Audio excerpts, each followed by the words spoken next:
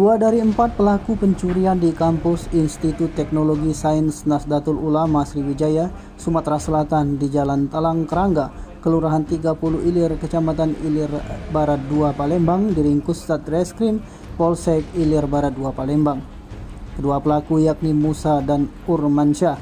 Keduanya merupakan warga Jalan Talang Kerangga, Lorong Dharma Bakti, Kelurahan 30 Ilir, Palembang. Pelaku diamankan saat keduanya tengah beristirahat di kediamannya masing-masing. Sedangkan kedua pelaku lainnya yakni AN dan AR hingga saat ini masih dalam pengejaran unit Reskrim Polsek Ilir Barat 2 Palembang. Berdasarkan data yang dihimpun, keempat pelaku melancarkan aksinya pada Minggu 17 bulan 3 2024 kemarin, di mana dalam pelaku melancarkan aksinya, pelaku berbagi tugas yakni 3 pelaku AR dan AN dan Musa bertindak sebagai eksekutor dan penjual barang hasil curian.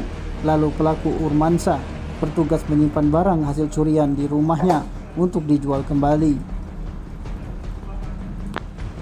Dalam melakukan aksi pencurian, 3 pelaku ini bertindak sebagai eksekutor sekaligus penjual barang curian tersebut masuk ke kampus ITS NU dengan cara memanjat pagar kampus.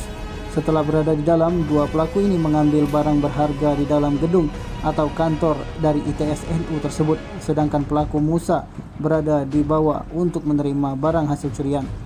Setelah barang terkumpul, selanjutnya dibawa ke rumah Urmansyah dan ketika dapat pembeli, barang hasil curian akan langsung dijual ke pelaku.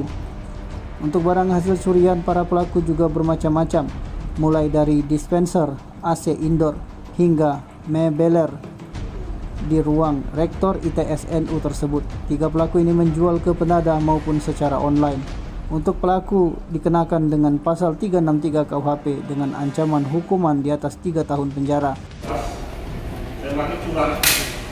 Curang yang terjadi di satu perkantoran Institut Teknologi Sains NU.